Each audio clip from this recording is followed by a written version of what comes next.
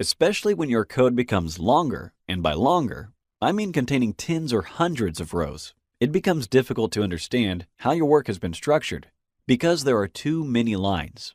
What you could do in these situations is leave a comment. Comments are sentences not executed by the computer. It doesn't read them as instructions. The trick is to put a hash sign at the beginning of each line you would like to insert as a comment. I'll improvise with a random sentence. It is just a comment and not code. Execute with Shift and Enter. When you run this cell, there will be no output because the comment does not count as code.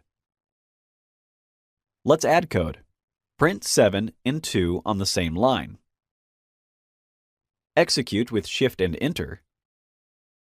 Yes, precisely. We got 7 and 2, and the comment row marked with the hashtag produced no output. It remained visible only to the programmer. The computer executed the print command only. If we would like to leave a comment on 2 lines, don't forget to place the hash sign at the beginning of each line.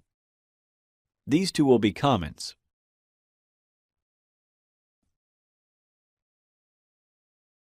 Everything seems to work.